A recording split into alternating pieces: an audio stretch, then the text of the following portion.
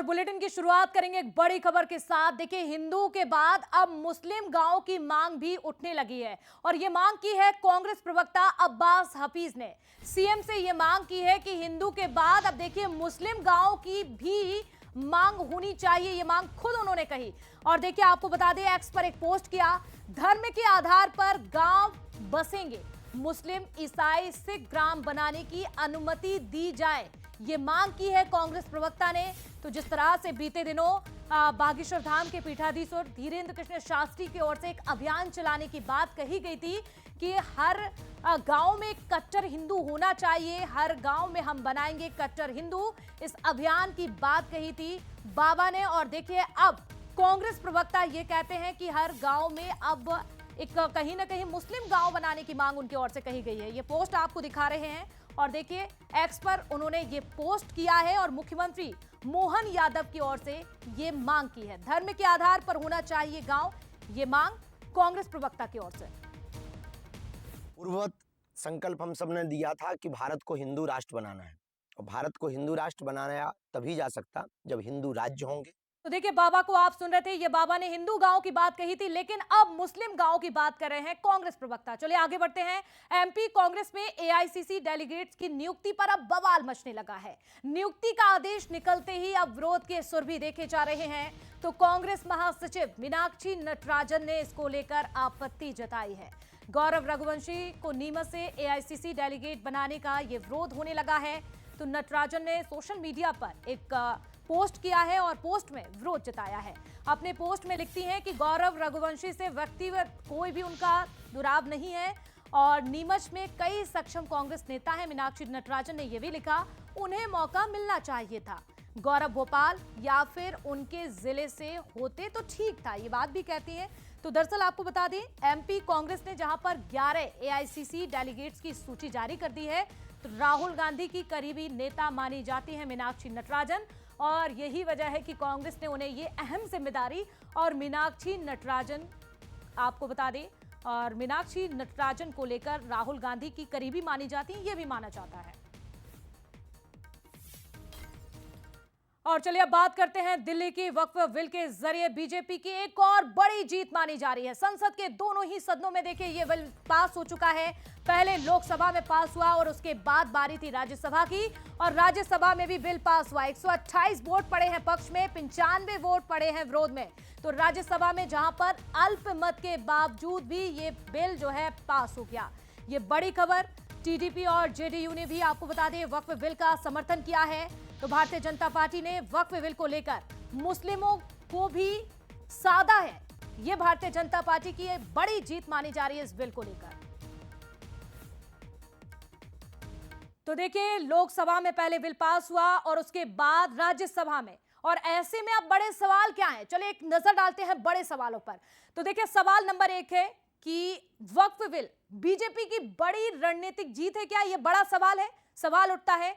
और सवाल देखिए ये भी है, पहले आप एक बार फिर से देखिए, वक्फ बिल बीजेपी की बड़ी रणनीतिक जीत है, ये बड़ा सवाल है, काफी महत्वपूर्ण। और सवाल ये भी है कि आने वाले समय में इस तरह के और बिल क्या सरकार ला सकती है?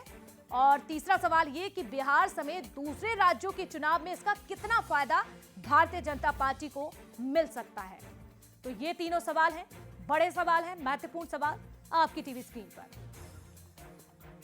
तो देखिए बीजेपी की ये वक्फ विजय मानी जा रही है क्योंकि इस बिल को लेकर जैसे ही इस बिल पर चर्चा हुई थी, जब बिल को पेश करने की बात कही जा रही थी और उसके पहले विरोध के सुर भी देखने को मिले हैं। कई पार्टियों ने इसका विरोध किया, चाहे विपक्ष की ओर से बात कर ले, और इस बिल का जिस तरह से समर्थन किया गया है, आप देख सकते हैं आप भारतीय जनता पार्टी की ये जीत मानी जा रही है, बड़ी जीत मानी जा रही है। और सवाल अब ये भी है कि क्या बिहार समेत दूसरे राज्यों के चुनाव में भारतीय जनता पार्टी को इसका फायदा मिल सकता है? तो कुल मिलाकर आपको बता दें ये बिल जो है पहले लोकसभा में जहां 12 घंटे की चर्चा के बाद आखिरकार बिल जो है पास हुआ, उसके बाद बारी थी राज्यसभा की और राज्यसभा में भी देखिए बिल पास हो गया है।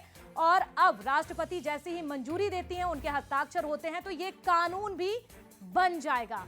और इसी पर ज्यादा जानकारी लेंगे, हमारे साथ न्यूज हेड शरद द्विवेदी जुड़ रहे हैं। शरद जी देखिए, बड़ी जीत इसे माना जा रहा है भारतीय जनता पार्टी की। इसके पीछे आप क्या वजह देखते हैं? कितना फायदा अब भारतीय जनता पार्टी को और मिल सकता है? देखिए, भारतीय जनता पार्टी लोकसभा चुनाव में जिस तरह एक मायूसी के हाथ लगी थी कि जब वो बहुमत के आंकड़े को अपने दम पर नहीं छू पाई थी, लेकिन उसके बाद लगातार 3 विधानसभा चुनाव में उसने जीत हासिल करके उस मायूसी को पीछे छोड़ा जी। और इस लोकसभा के सत्र में वक्फ का ये जो बहुत इम्पोर्टेंट विधेयक था, इस पर बीजेपी ने जिस तरह से अपनी शक्ति दोनों सदनों में राज्यसभा और लोकसभा में दिखाई है, उसने विपक्ष को मनोवैज्ञानिक रूप से काफी गहरी चोट पहुंचाई है। और बीजेपी दरअसल यही चाह रही थी, क्योंकि वक्फ बिल पर जिस तरह से समाजवादी पार्टी और कुछ दक्षिण की पार्टियां और तृणमूल कांग्रेस, इनका जो आक्रामक रुख था, उसके मद्देनजर और कांग्रेस को जिस तरह इस पूरे मसले पर उसने दुविधा में छोड़ा वक्फ विधेयक को लेकर कि उसके नेता खुलकर इसको लेकर नहीं बोल पाए। इवन राहुल गांधी जी भी बार बार एक ही बात कहते रहे कि ये मुसलमानों की संपत्ति को, उनका जो आरोप रहा कि हड़पने की कोशिश है।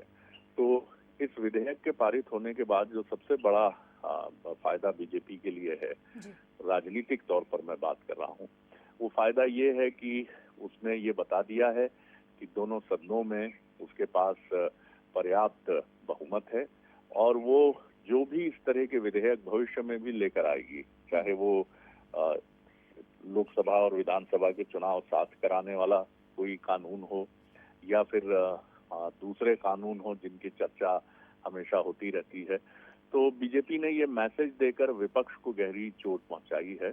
और ये भी उसने बात सिर्फ यहीं खत्म नहीं होती, वक्फ कानून को लेकर उसने जिस तरह के धारदार तर्क दिए और जिस तरह से ये बताने की कोशिश की कि अकलियतों की, माइनॉरिटी की पॉलिटिक्स करके कांग्रेस और दूसरे दल जो उसका आरोप रहा कि शोषण करते हैं, तो उसका भी कोई माकूल जवाब विपक्ष की तरह से उभर कर सामने नहीं आ पाया। तो कुल मिलाकर मुझे लगता है कि हमें लगता है कि ये बीजेपी की एक बहुत बड़ी पॉलिटिकल और स्ट्रैटेजिक जीत है, जिससे आने वाले विधानसभा चुनाव जो बिहार के हैं और आगे और जो चुनाव होंगे और अगले लोकसभा चुनाव के लिए बीजेपी एक नई उम्मीद, एक नए मनोबल के साथ आगे बढ़ सकती है। जी बिल्कुल, आपने सही कहा शरद जी कि देखिए, इतना विवादित बिल और इतनी आसानी से पास हो जाता है। भारतीय जनता पार्टी के लिए निश्चित तौर पर यह बड़ी सफलता है, बड़ी जीत है। बहुत शुक्रिया शरद जी आपका तमाम जानकारी के लिए। आगे बढ़ते हैं। केंद्रीय गृह मंत्री अमित शाह ने लोकसभा के बाद देखिए राज्यसभा में मणिपुर में राष्ट्रपति शासन लगाने के प्रस्ताव को पेश कर दिया है, जिसे दोनों ही सदनों से मंजूरी मिल गई है। तो विभिन्न दलों के सदस्यों ने इस प्रस्ताव का समर्थन किया। हालांकि विपक्ष ने राज्य में कानून व्यवस्था और हिंसा रोकने में विफल रहने के लिए केंद्र की मोदी सरकार की आलोचना की है। केंद्रीय गृह मंत्री अमित शाह ने कहा कि वह राज्य में स्थिति सामान्य करने के लिए हर संभव प्रयास कर रही है, तो विपक्ष इस पर बस राजनीति कर रही है। कि जातीय हिंसा और नक्सलिज्म में अलग अंतर है। दो समुदायों के बीच में जब नस्लीय हिंसा होती है, जातीय हिंसा होती है, इसको टैकल करने का तरीका, और जो नक्सली हथियार लेकर देश की सरकार और वहां की जनता के खिलाफ खड़े हैं, इनको टैकल करने का तरीका अलग है। मैं भारतीय जनता पार्टी से हूं, कम्युनिस्ट पार्टी से नहीं हूं। मैं बताता हूं क्या फर्क है। आपको ये दोनों हिंसा में कोई फर्क नहीं लगता है। हिंसा नहीं होती है। दो समुदायों के बीच की हिंसा और देश के खिलाफ हथियार उठाना, ये दो हिंसाओं में फर्क है भाई। शायद आप नहीं समझोगे, इसलिए इतने सिकुड़ गए हो।